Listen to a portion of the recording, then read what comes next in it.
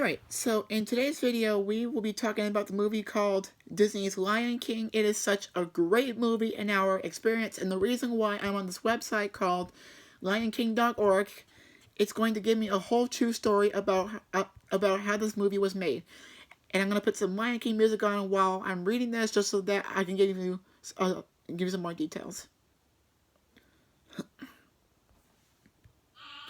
Every morning as the sun peeks over the horizon, a giant rock formation catches the first rays of light, and this one is a pride rock. Home to Mufasa and his lovely wife, Queen Zabari. On a particular morning, animals from the Pride Lands to Pride Rock to honor the birth of their newborn cub Simba. As part of the celebration, Rafiki had a special day.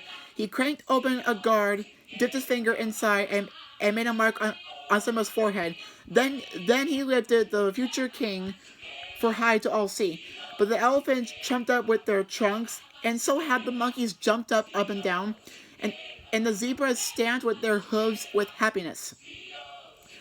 Not far from the ceremony, in a cave at the backside of Pride Rock, this is somehow when the lions made like a dark cave, and this was Mufasa's brother, who was jealous of Simba's position as the next king.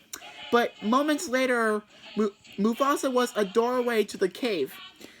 Sarabi and I didn't see you at the presentation of Simba because Mufasa trusted advisor who also appeared. You should have been there first in line. I was first in line until you gave me the hairball was born. And with that, Simba stalked out of the cave. Before King, Simba grew into a healthy playful, and somehow one morning, Mufasa climbed up to the Pride Rock as they hooked up to the rising sun, and Mufasa pointed up to the line beams and stretched out across from the Pride Lands. Everything that the light touches is our kingdom, but Simba scanned the horizon and noticed a dark spot in the distance. What about that shallowing place that we just saw before? That's beyond our borders. You must never go there, Simba. But I just thought of a king can do whatever he wants. There is more to being king than getting your way all the time. But everything you see exists together in a delicate balance. As king, as you need to understand the balance and respect all the living creatures, from the crawling ant to the leaping antelope, we are all connected to the great circle of life. Later, as Simba headed back down the path, he ran into Scar. Hey, I'm gonna be king of the Pride Rock, and basically, my dad just showed me the whole kingdom. I'm gonna rule it all, and he didn't show you what's beyond the rise at the northern border. Well, no, I can't go home. He is absolutely right. It's far dangerous, but only the bravest lions go there. You promised me you will never go there. But when Simba returned home, he found his friend Nala and his mother visiting from Sarabi. Come on! I just heard about this great place. And the mothers gave permission for them to go. As long as Zazu went with them, Simba and Nala raced across the Pride Lands in an effort to watch a waffle bird as an account.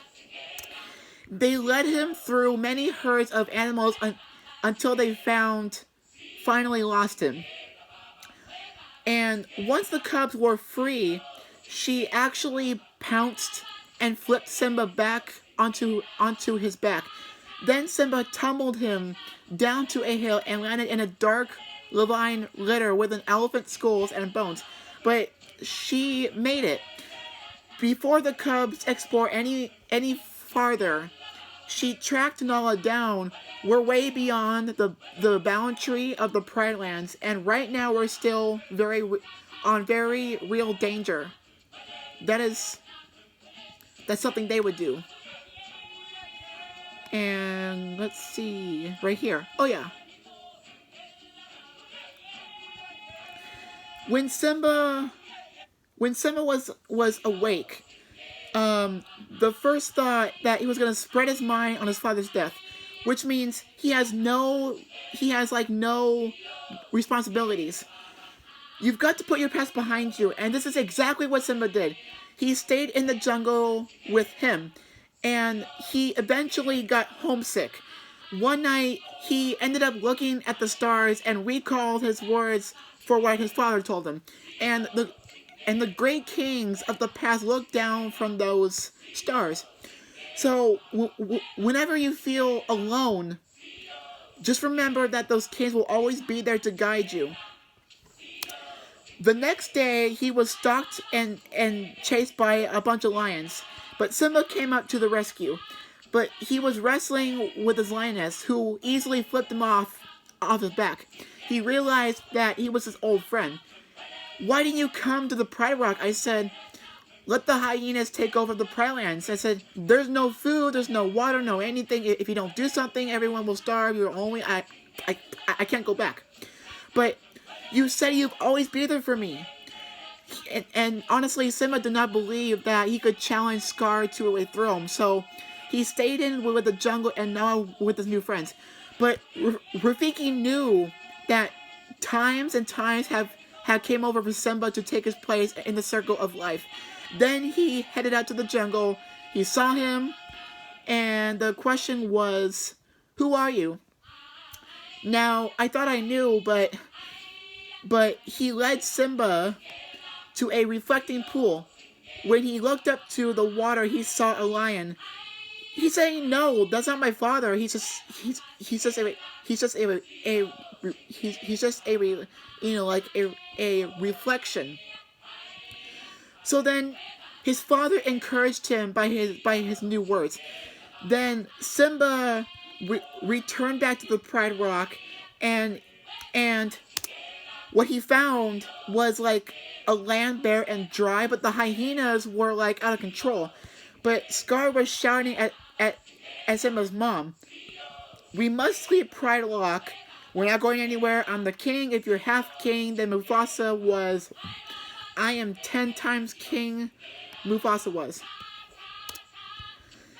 Suddenly, a flash of lightning revolved the ledge of a Pride Rock, and there was water all over the pond.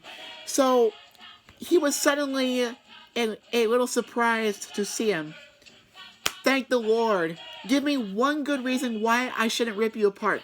But in front of all the line, he had caused his death to his father's death. And you're in trouble again. This time, I'm not going anywhere.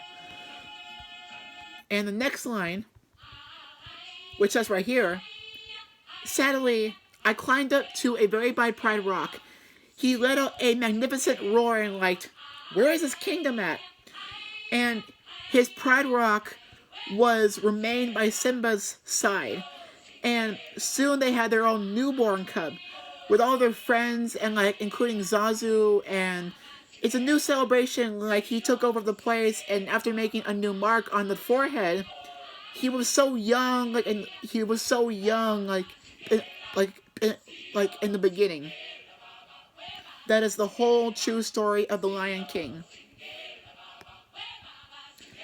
And that is the end of my video, and I will see you guys in the next video.